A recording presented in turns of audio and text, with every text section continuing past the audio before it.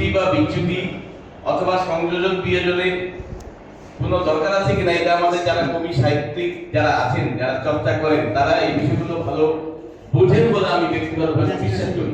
এবং তারা অনেক ইনফরমেশন গত ওই এর আগে প্রোগ্রামে এসেছিলেন, তো রাজ্জাক দুলাল ভাই এবং এটার মধ্য দিয়ে আমাদের আজকের যে প্রোগ্রাম শুরু হবে।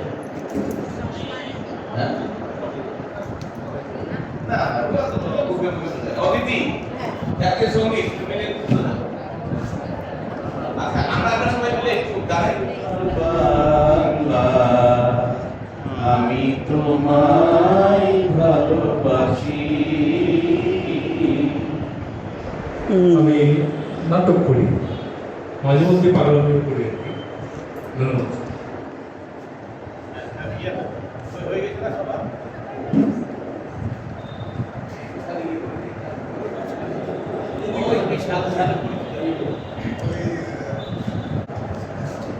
রাজ্জাক দুলাল এই সময়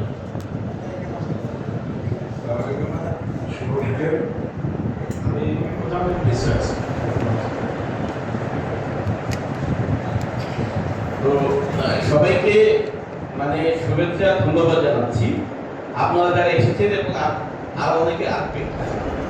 এখন বিষয়টা হচ্ছে যে তারপরেও আমি চেষ্টা করবো যত স্বল্প সময় যদি কথা বলা যায়।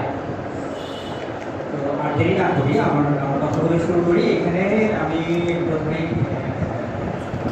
অভিনন্দন জানাচ্ছি আমাদের লেখক গবেষক মোজাম্মেল বিশ্বাসকে, এই কারণে যে তিনি অনেক পরিশ্রম করে একটি বই লিখেছেন এবং তার আমন্ত্রণে আমরা আজকে এখানে উপস্থিত হয়েছি। এছাড়াও মঞ্চে যারা আছেন তাদের মধ্যেও সকলেই বলছে, এখানে যারা লেখক গবেষক উপস্থিত রয়েছে সামনে আছে। আমার তো মনে হয় যারা সামনে আছে তারা কেউই তাহলে ভুল হয়ে যাবে।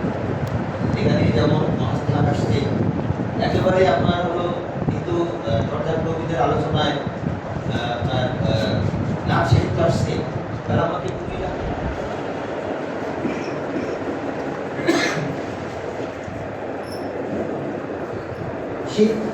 সীতাকোটের রাম সীতার স্মৃতি বিজড়িত কিনা সীতাকোট দিনাজপুরের ফুলবাড়ির সীতাকোট, ফুলবাড়ি না নবাবগঞ্জ সীতাকোট বিহার, সেটা সীতার স্মৃতি বিজড়িত কিনা সেটাকে সেখানে বিসর্জন দেওয়া হয়েছে এবং তথ্য এখানে দেওয়া হয়েছে অনুমান ভিত্তিক আমার মনে হয়, যদিও এই গ্রন্থের মধ্যে তার নাম আসে।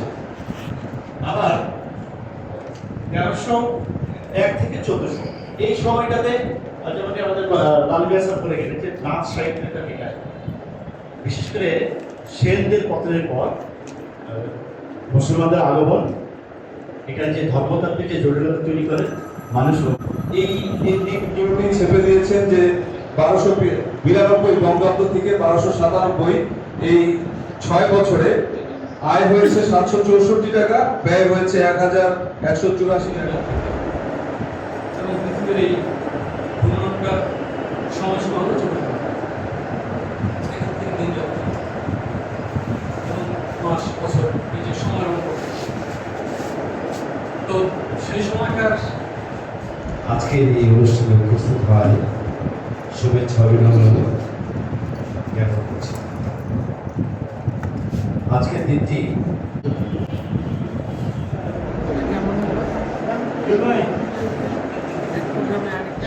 তার সঙ্গে যোগাযোগ করতে পারে আমি মনে করি। পানি উতাল পাতাল শুরু হয়ে গেছে, কারণ সমুদ্রের তলের যে যোগাযোগ আমাদের ভূমির ভিতরে আছে, নিচে আছে, সেটা যোগ এখন আছে। স্যার স্পষ্ট করেছেন মুক্তিযুদ্ধের চেতনার সাথে সাহিত্য চর্চার একটি গভীর সম্পর্ক দিনাজপুরে রয়েছে।